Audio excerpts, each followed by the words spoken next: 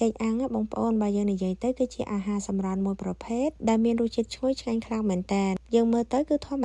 តាទេគ្រាន់តែបកចេកយកទៅអាំងស្រូបជាមួយនឹងទឹកអំបិលឬក៏ទឹកខ្ទិះដូងប៉ុន្តែរសជាតិវិញគឺឆ្ងាញ់មិនធម្មតាទេសម្រាប់ខ្ញុំផ្ទាល់គឺខ្ញុំចូលចិត្តញ៉ាំចេកអាំងតាំងពីជំនាន់ខ្ញុំនៅតូចៗហើយមកដល់ឥឡូវហ្នឹងក៏នៅតែចូលចិត្តញ៉ាំដែរហើយការជំនាន់ខ្ញុំនៅតូចៗហ្នឹងបងប្អូនជាពិសេសនៅខែធ្លាក់ខ្យល់ខែកតាក់ហ្នឹងព្រលឹមឡើងដើរទៅរៀនឃើញមានគេអាំងចេកលក់នៅតាមផ្លូវអញ្ចឹងគឺថាដឹងតែឈប់ចូលទិញឯងបងប្អូនហើយនៅកន្លែងលក់ចេកអាំងហ្នឹងភាគច្រើនគឺមានលក់អន្សមអាំងនៅជាមួយគ្នាតែម្ដងហើយខ្ញុំចូលចិត្តញ៉ាំទាំងពីរមុខនឹងជួនកាលអន្សមអាំងហើយជួនកាលទៅទិញចេកអាំងហើយញ៉ាំឆ្ងាញ់ខ្លាំងមែនតើជាពិសេសពេលព្រឹកធ្លាក់ខ្យល់អញ្ចឹងទៅបានអង្គុយនៅមុខចង្អើអាំងចេកហ្នឹងគឺថាកក់ក្ដៅល្អហើយញ៉ាំចេកអាំងទៅគឺមានរសជាតិឆ្ងាញ់ខ្លាំងមែនតើហើយជំនាន់នោះបងប្អូនអត់មានចេកអាំងអីស្រូបទឹកស្ករទឹកអីថែមខ្ទិះដូងថែមដូងកោសដូងអីទេយើងអាំងឲ្យតែឆ្អិនទៅលាបតែទឹកអំបិលប្រៃហ្នឹងគឺថាជាតិយកទៅណាមិនអស់ទេឆ្ងាញ់ខ្លាំងមែនតើតែម្ដងហើយចំនួនការខ្ញុំទៅរៀនទៅតូចហ្នឹងគឺគេចាយកតា50រៀលចំនួនការចាយកតា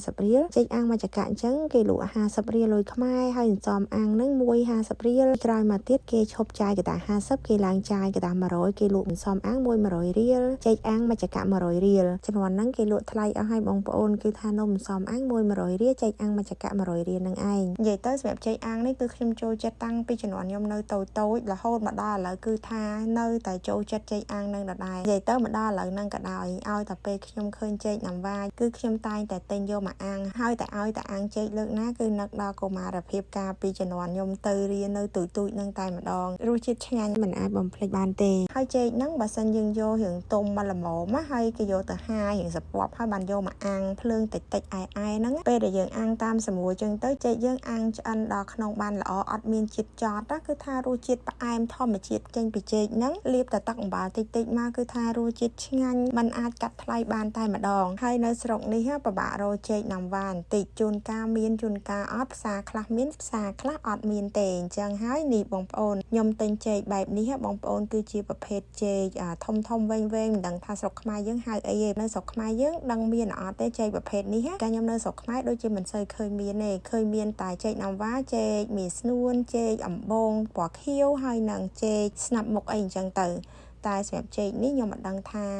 គេហៅចេកអីទេនៅខ្មែរយើងបើបងប្អូនណាដឹងឬក៏ស្គាល់ថាចេកនឹងឈ្មោះអ្វីសូមជួយ comment ប្រាប់ខាងក្រោមផងហើយឥឡូវនេះចេកនឹងគឺខ្ញុំយកមកកាត់ជាកង់បែបនេះហើយយើងយកមកអាំងវាឲ្យឆ្អិនទាំងសងខាងភ្លើងល្មមណាបងប្អូនយើងដាក់ភ្លើងល្មមទៅឲ្យវាអាំងឆ្អិនតិចតាមសម្រួលចាចេកនឹងពេលយកមកអាំងក៏ផ្អែមឆ្ងាញ់មួយបែបដែរបងប្អូនគ្រាន់ថាបើសិនជាបានចេកណាំវ៉ាវារត់តែឆ្ងាញ់ល្អអញ្ចឹងណាចាឥឡូវនេះខ្ញុំដាក់ចេកនឹងអាំងចោលវាឆ្អិនល្អទៅក្នុងកំឡុងពេលដែលអាំងចេកហ្នឹងខ្ញុំងាកមកធ្វើទឹកខ្ទិះដូងហើយនឹងទឹកអំបិលដើម្បីយកទៅស្រូបចេកអាំងរបស់យើងឥឡូវនេះខ្ញុំចាប់ផ្ដើមលាយទឹកអំបិលមុនទឹកអំបិលហ្នឹងគឺយើងដាក់អំបិលមកល្មមទៅចាក់ទឹកមកល្មមដែរមកបងប្អូនលៃវាមកល្មមប្រៃល្មមណាចាសម្រាប់ក្នុងការលាយទឹកអំបិលហ្នឹងគឺថាស្រួលណាបងប្អូនដាក់ទឹកអំបិលចាក់ទឹកមកកូរឲ្យលាយអំបិលទៅយើងយកវាទុកមួយលើសិនទៅចាំដល់ចេកយើងឆ្អិនចាំយកទៅលាបចាឥឡូវហ្នឹងដោយសារយើងតាមឲ្យតនឈុនគេរៀងអាប់ដេតជាងមុនយើងធ្វើទឹកខ្ទិះដូងយកទៅស្រូបឲ្យបានពីរសជាតិថ្ងៃនេះគឺខ្ញុំធ្វើចេកអាំងលាបមួយទឹកអំបិលហើយក៏លាបជាមួយនឹងទឹកខ្ទិះដូងផងដែរចាសម្រាប់ការធ្វើទឹកខ្ទិះដូងយកទៅស្រូបជាមួយនឹងចេកអាំងរបស់យើងនឹងក៏អត់មានអីពិបាកដែរបងប្អូនចាដំបូងឡើយយើងចាក់ខ្ទិះដើមចូលទៅក្នុងឆ្នាំងទៅបងប្អូនធ្វើច្រើនធ្វើតិចយើងដាក់តាមចំណូលចិត្តណាបរិមាណទឹកខ្ទិះដូងនេះយើងអាចធ្វើច្រើនធ្វើតិចតាមតែចំណូលចិត្តរបស់បងប្អូនចង់ញ៉ាំច្រើនឬតិចចឹងទៅចាបន្ទាប់មកយើងបន្ថែមជាមួយនឹងអំបិលហ្នឹងមួយចុងស្លាបព្រាកាហ្វេហើយលាយជាមួយនឹងស្ករសហ្នឹងចំនួន2ស្លាបព្រាបាយសម្រាប់ស្ករសហ្នឹងដែរបងប្អូនអាចដាក់បន្ថែមឬក៏បន្ថយរសជាតិផ្អែមទៅតាមចំណូលចិត្តរបស់បងប្អូនបានយើងដាក់តាមមួយស្លាបព្រា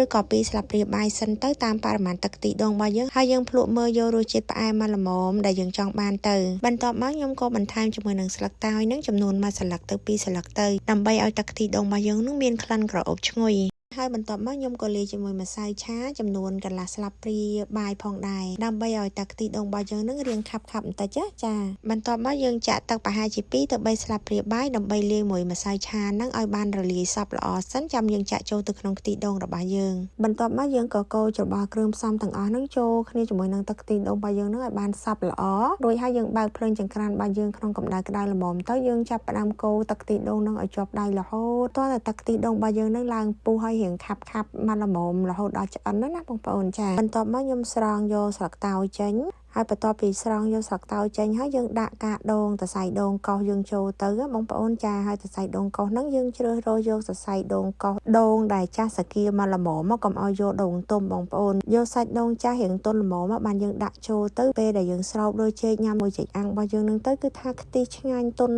ល្មើយក្នុងមាត់និយាយទៅមានរសជាតិឆ្ងាញ់ជាងដែលយើងដាក់ដូងទុំវារៀងស្កាតណាចាបន្ទាប់មកយើងកូរច្របល់សាច់ដូងហើយនឹងទឹកខ្ទិះដូងនោះឲ្យចូលគ្នាបានសព្វល្អទៅទុកវាឲ្យមកពុះទៀតទៅបិទភ្លើងជាការស្រេចហើយបងប្អូនហើយត្រង់កន្លែងហ្នឹងដែរយើងអាចភ្លក់មើលថែមថយរសជាតិស្ករសាប់ប្រៃផ្អែមអីទៅតាមចំណូលចិត្តរបស់បងប្អូនបានចាឥឡូវនេះគឺថាទឹកខ្ទិះដូងរបស់យើងហ្នឹងគឺថាបានធ្វើរួចរាល់ហើយចេកអាំងរបស់យើងក៏អាំងឆ្អិនល្មមហើយទឹកអំបិលក៏លាយរួចដែរឥឡូវនេះដល់វគ្គដែលយើងចាប់ផ្ដើមយកទឹកខ្ទិះដូងយកទៅស្រាប់លើចេកអាំងរបស់យើងបងប្អូនមើលចេកអាំងរបស់យើងនៅពេលដែលយើងអាំងភ្លើងតិចមកល្មមអញ្ចឹងទៅគឺថាឆ្អិនបានល្អខ្លាំងមែនតែនហើយខ្ញុំអាំងនឹងនៅក្នុងចង្ក្រានអគ្គិសនីទេដោយសារតែខ្ញុំខ្ជិលចេញទៅបង្កាត់ភ្លើងនៅខាងក្រៅផ្ទះនៅចង្ក្រានអគ្គិសនីក៏បានបើសិនជាបងប្អូនមាន air fryer យើងដាក់ air fryer អាំងរឹតតែល្អដែរជួនកាលបើសិនជាចេកនឹងចំនួនតិចតួចខ្ញុំអាំងតែនៅក្នុងចង្ក្រាន air fryer ឯអាំងនៅក្នុងចង្ក្រាន air fryer ក៏ល្អដូចដែលយើងអាំងនៅចង្ក្រានខ្ជុងដែរគ្រាន់យើងដាក់កម្ដៅវាកុំឲ្យក្តៅខ្លាំងពេក air fryer ខ្ញុំដាក់ត្រឹមតែ350 Fahrenheit អាំងវារយៈពេលពីមួយចាហៀង15ទៅ17នាទីអីអញ្ចឹងវា30នាទីឬក៏30នាទីលើសតិចតួចទៅតាមភាពជាក់ស្ដែងបងប្អូនចាប៉ុណ្ណឹងទៅគឺឆ្អិនឆ្ងាញ់ហើយចាសម្រាប់ទឹកខ្ទិះដូងដែលបងប្អូនចង់ស្រូបពីលើចេករបស់យើងនឹងដែរបងប្អូនអាចចង់ដាក់ច្រើនឬតិចទៅតាមចំណូលចិត្តចឹងទៅសម្រាប់ខ្ញុំផ្ទាល់បើតាមធម្មតាតែម្ដងហ្នឹងគឺខ្ញុំប្រើតែទឹកអំបិលខ្ញុំមិនសូវជាធ្វើទឹកខ្ទិះដូងអីស្រូបពីលើប្រហែលទេចាបើថ្ងៃណាតនេទៅយើងមានទឹកខ្ទិះដូងអីចឹងទៅយើងក៏ធ្វើថែមចឹងណាប៉ុន្តែបើអត់តនេទេអាំងតែចេកឲ្យតែឆ្អិនទៅលាទឹកអំបិលលាបពីលើទៅគឺថារួចរាល់ជាការស្រេចហើយចាយើងធ្វើទឹកខ្ទិះដូងខាប់ស្រូបពីលើចេកអាំងរបស់យើងអញ្ចឹងក៏វាឆ្ងាញ់មួយបែបដែរប៉ុន្តែបើភាពសាមញ្ញធម្មតាលឿនហ្នឹងយើងលាបតែទឹកអំបិលហ្នឹងក៏ឆ្ងាញ់បែបធម្មជាតិដែរផ្អែមចេញពីចេកធម្មជាតិណាចាអញ្ចឹងសម្រាប់វីដេអូនេះគឺមានតែប៉ុណ្្នឹងទេបងប្អូនទាំងអស់គ្នាអរគុណច្រើនសម្រាប់ការតាមដានទស្សនាវីដេអូនេះចាំជួបគ្នានៅវីដេអូក្រោយៗទៀតចាអរគុណច្រើនជម្រាបលាជួបគ្នាវីដេអូក្រោយ